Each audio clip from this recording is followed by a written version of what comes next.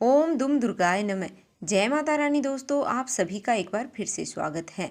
माँ भगवती दुर्गा की कृपा आप और आपके पूरे परिवार पर सदा ही बनी रहे। दोस्तों, नवरात्रि का प्रारंभ हो गया है और आप सभी के बहुत सारे प्रश्न कमेंट में आ रहे हैं, जिसमें से कुछ प्रश्नों के उत्तर मैं आपको आज की इस वीडियो में देने वाली हूँ। दोस्तों बहुत सारे भक्तों के प्रश्न आए हुए हैं कि नवरात्रि व्रत हम हर बार करते हैं और इस बार भी करना चाहते हैं, लेकिन समस्या यह है कि नवरात्रि में अगर पीरियड्स आ जाए तब हमें क्या करना चाहिए। मान लीजिए कि हम दूसरे या तीसरे दिन शुद्ध हो जाते हैं, तो क्या उस दिन हम कलश की स्थापना कर सकते हैं।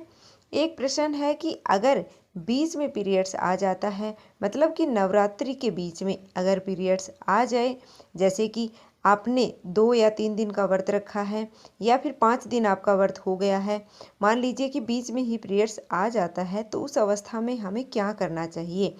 क्या हम व्रत को जारी रखें या फिर बीच में ही हम अन्न खा करके व्रत तोड़ दें, क्या करना चाहिए। अगर हम जारी रखते हैं तो व्रत के नियम किस प्रकार से हैं, किस प्रकार से हमें व्रत का पालन करना चाहिए, व्रत पूरा किस प्रकार से करें, मंत्र जप कैसे करें, और अगर हवन या कन्या पूजन के समय होता है पीरियड्स, तो हमें क्या करना चाहिए, हवन कैसे करना चाहिए, कन्या पूजन कैसे करना चाहिए, नवरात्रि व्रत का समापन किस प्रकार से करें।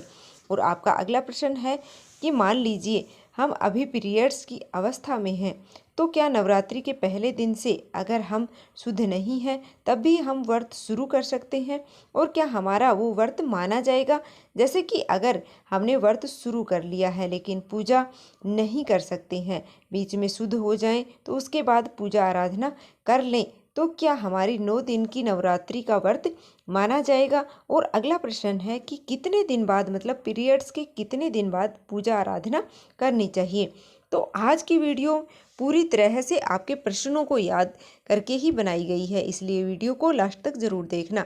अगर आपको आज की वीडियो अच्छी लगे तो लाइक ज़रूर कर दीजिएगा, क्योंकि आपके लाइक्स और कमेंट हैं वो हमारे लिए बहुत ही महत्वपूर्ण है, जिससे मुझे पता चलता है कि आपको यह वीडियो अच्छी लगी है और आपके लिए यह वीडियो कितनी उपयोगी है। तो अगर वीडियो अच्छी लगी है तो लाइक ज़रूर से कर दीजिएगा। इसके साथ ही कमेंट बॉक्स में जय माता दी अवश्य लिख दीजिएगा, इससे आपको सकारात्मक ऊर्जा का प्रताप मिलेगा। अगर आपका कोई सुझाव हो तो हमें भी प्रश्न या फिर इस वीडियो में देना चाहते हैं, तो उसके लिए आप कमेंट बॉक्स में ज़रूर लिखिएगा। हाँ, चैनल पर पहली बार आए हैं, अगर आपने अभी तक चैनल को सब्सक्राइब नहीं किया है तो आज की वीडियो में अगर आपको वीडियो अच्छी लगे तो चैनल को सब्सक्राइब भी कर लें और बेल आइकन को प्रेस कर लीजिएगा। इससे यह होगा कि इस चैनल पर जो भी नई वीडियो अपलोड होंगी उसके नोटिफिकेशन आपको सही समय पर मिल जाएंगे। तो बात कर लेते हैं आपके सभी प्रश्नों की।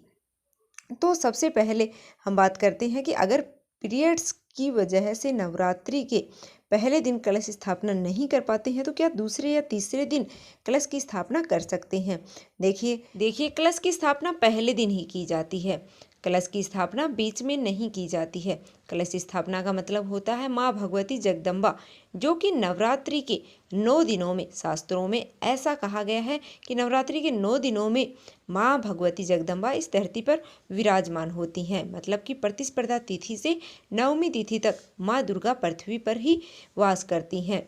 इसलिए नवरात्रि के प्रथम दिन हम कलश की स्थापना करते हैं, उनका आह्वान करके अपने घर में विराजमान करते हैं। तो देखिए कलश की स्थापना तो आप पहले दिन ही कर सकते हैं, कलश की स्थापना बीच में नहीं की जाती है। लेकिन हाँ, बिना कलश की स्थापना भी यह पूजा आराधना कर सकते हैं। अगर आप कलश की स्थापना नहीं कर पाते हैं तो, या फिर आप चाहें तो परिवार का कोई भी सदस्य हो जिससे आप अपने हिसाब से है वो कलश की स्थापना करवा सकते हैं, या फिर आप ऐसा भी कर सकते हैं कि किसी ब्राह्मण को घर बुला करके और उनसे आप कलश की स्थापना करवा सकते हैं। जैसा कि कोई आसपास मंदिर होता है तो उसमें पुजारी जी रहते हों, तो ऐसा मंदिर के पुजारी से या फिर किसी ब्राह्मण से भी आप चाहें तो कलश की स्थापना करवा सकते हैं। मतलब अगर आप कलश की स्थापना करवाना चाहते हैं तो पहले ही दिन की जाएगी। अगर आप पीरियड्स में हैं या तो किसी से करवा लीजिएगा, या फिर आप ऐसा कर सकते हैं कि बिना कलश स्थापित किए भी पूजा आराधना कर सकते हैं। अगर घर में कोई कलश स्थापित करने वाला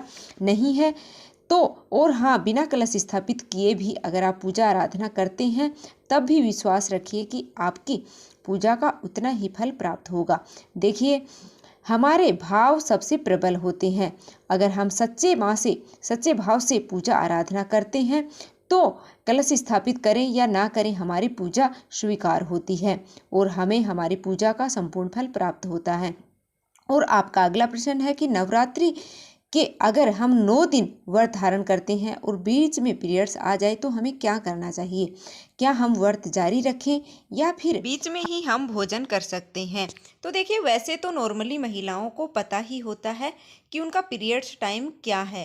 तो अगर आप पहले से जानते हैं कि नवरात्रि के बीच में पीरियड्स आने वाला है तब आपको 9 दिन के व्रत शुरू नहीं करना चाहिए। देखिए, संकल्प लेकर के व्रत आप शुरू करते हैं, मन में यह मतलब पूरी तरह से विश्वास होता है कि 9 दिन तक हम अखंड रूप से माँ दुर्गा की पूजा आराधना कर पाएंगे। लेकिन अगर आपको पहले से समय का पता है कि पीरियड्स नवरात्रि के बीच में ही आने वाले हैं, तब आपको 9 दिन की नवरात्रि के व्रत शुरू करने के बजाय नवरात्रि के प्रथम दिन और अंतिम दिन के व्रत करने चाहिए और बीच के समय में आप मानसिक रूप से पूजा आराधना कर सकते हैं। तो अगर आप पहले से जानते हैं तब आप ऐसा कर सकते हैं। लेकिन कई बार क्या होता है कि महिलाओं के साथ इस प्रकार की समस्याएं आई हैं कि समय से पहले ही बीच में ही पीरियड्स आ जाते हैं। तो ऐसे में 9 दिन की नवरात्रि के व्रत यह सोचकर आरंभ हो जाते हैं कि हम पूरी तरह से शुद्ध रूप से नवरात्रि के व्रत संपन्न कर पाएंगे। लेकिन बीच में समय से पहले ही पीरियड्स आ गया है तो क्या करना चाहिए? तब ऐसे में ध्यान रखिएगा कि बहुत से लोग नवरात्रि के बीच में अगर पीरियड्स आ जाते हैं तो वो उसके बाद में भोजन कर लेते हैं कि अब तो व्रत का कोई महत्व रह ही नहीं गया है। ऐसा नहीं करना है। अगर आपके व्रत के बीच में पीरियड्स आ जाते हैं तब भी आप अपना व्रत पूरा करेंगे, पूरे 9 दिन तक व्रत करेंगे। देखिए, जिस प्रकार से आप व्रत हर बार करते हैं बिल्कुल उसी प्रकार से व्रत किया जाएगा। जब आप व्रत का संकल्प शुद्ध रूप से लेते हैं, शुद्ध अवस्था में लेते हैं और 9 दिन के व्रत का संकल्प आपने लिया है तो पूजा आप करें या फिर ना करें, आपका व्रत संपूर्ण माना जाएगा। मतलब बिल्कुल 9 दिनों के व्रत आपको संपूर्ण फल प्राप्त होगा। ऐसा तब होगा जब आप बीच में भोजन नहीं करेंगे। अगर आप पीरियड्स आने के बाद भोजन कर लेते हैं तो आपका 1 दिन का व्रत ही नहीं माना जाता है। हाँ, और दोष भी लग जाता है, मतलब आपने जानबूझ करके व्रत को खंडित कर दिया है। देखिए, अगर आपके पीरियड्स बीच में आ जाते हैं इससे आपको व्रत खंडित नहीं माना जाता है। खंडित तब माना जाता है जब आप नियम को भंग कर देते हैं, नियम को तोड़ते हैं। तो अगर आप नियम पूर्वक मानसिक रूप से जाप करते हुए इस प्रकार से पूजा प्रार्थना करते रहेंगे, मतलब कि कार्मिक पूजा तो नहीं कर सकते हैं, हाथ से आप धूप भी प्रज्वलित नहीं कर सकते हैं, लेकिन मानसिक रूप से मंत्रों का जप करते रहिएगा, फलाहार कर लीजिएगा। जिस प्रकार से आप कर रहे हैं बिल्कुल उसी प्रकार से नियम पूर्वक आप फलाहार का सेवन करेंगे।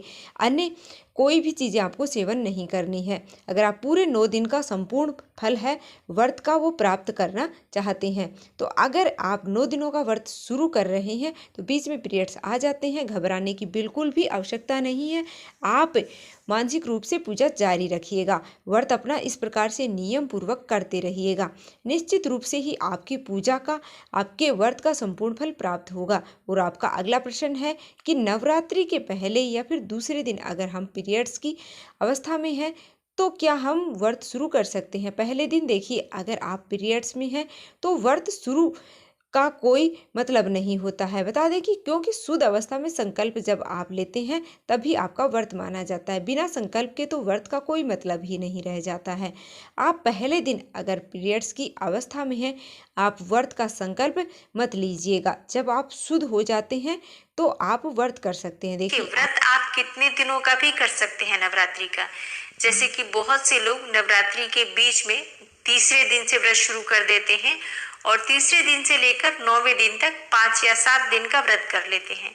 कई लोग ऐसे भी हैं जो अंतिम 3 दिनों का व्रत कर लेते हैं, या कुछ लोग जो कि जानते हैं कि अंत में मतलब कि नवरात्रि के समापन के समय वो पीरियड्स में रहेंगे तो नवरात्रि के प्रारंभ के 2 या फिर 3 दिन व्रत है वो एक साथ कर लेते हैं। तो नवरात्रि के व्रत कई प्रकार से किए जाते हैं, जैसे कि भक्तों की सुविधा होती है। अपनी सुविधा के अनुसार, अपनी इच्छा के अनुसार माता को प्रसन्न करके प्रसन्न करने का मतलब हर संभव प्रयास करते हैं। और अब बात करें कि अगर नवरात्रि के अंतिम समय में, मतलब समापन के समय में, कन्या पूजन के समय, हवन के समय पीरियड्स आ जाते हैं, तब क्या करें। देखिए, ऐसे में आप स्वयं से हवन नहीं कर सकते हैं और ना ही आप कन्या पूजन कर सकते हैं। तो ऐसे में आप चाहें तो अपने परिवार के किसी भी दूसरे सदस्य के द्वारा हवन और कन्या पूजन करवा सकते हैं। स्वयं से अगर आप भोग नहीं बना पाते हैं, मान लीजिए कि कन्या पूजन के समय आप अशुद्ध अवस्था में हैं, तो बाजार से भी कोई मिठाई या फल इत्यादि मंगवा करके कन्या पूजन परिवार के किसी भी दूसरे सदस्य से करवा सकते हैं। और आपका अगला प्रश्न है कि पीरियड्स के कितने दिनों बाद पूजा आराधना कर सकते हैं। तो देखिए, अगर बिल्कुल शुद्ध हो चुके हैं तो ऐसे में आप मासिक धर्म के 5वें दिन पूजा आराधना कर सकते हैं। शास्त्रों के अनुसार चौथे दिन, मतलब कि मासिक धर्म के चौथे दिन, रसोई इत्यादि के लिए महिलाएं बिल्कुल शुद्ध हो जाती हैं और 5वें दिन देव कार्य के लिए भी शुद्ध हो जाती हैं। लेकिन आवश्यक है कि आप बिल्कुल साफ सुथरे हों, शुद्ध हों। यह आप स्वयं देखिए कि क्या आप पूजा आराधना कर सकते हैं। 5वें दिन तभी आप पूजा कीजिएगा। अगर आप शुद्ध नहीं हो तो आप 7वें दिन कर सकते हैं, 6ठे दिन कर सकते हैं। मतलब देखिए, शुद्धता का ध्यान आपको स्वयं ही रखना है। अगर मैं बोल भी दूं कि 5वें दिन आप पूजा कर सकते हैं, लेकिन अगर आप शुद्ध नहीं हैं तो आप 5वें दिन पूजा मत कीजिएगा। इस बात का ध्यान रखिएगा। तो ये आप लोगों के प्रश्न है जो पीरियड से संबंधित है। नवरात्रि में पीरियड्स में क्या करना चाहिए, क्या नहीं करना चाहिए। यह एक अगला प्रश्न है कि नवरात्रि में पीरियड्स के बाल धो सकते हैं क्या। तो जी हाँ, नवरात्रि में भी आप पीरियड्स के बाल हैं वो धो सकते हैं, इसे कोई दोष नहीं लगता है। तो उम्मीद है कि आपको यह जानकारी पसंद आई होगी। वीडियो पसंद आए तो लाइक और शेयर ज़रूर कर दीजिएगा, जिससे कि आपके फ्रेंड और फैमिली मेम्बर को भी है वो हेल्प हो सकती है। तो मिलते हैं फिर से एक और वीडियो के साथ। कमेंट बॉक्स में जय माता दी लिख दीजिएगा और चैनल पर नए हो तो सब्सक्राइब जरूर कर लेना। धन्यवाद।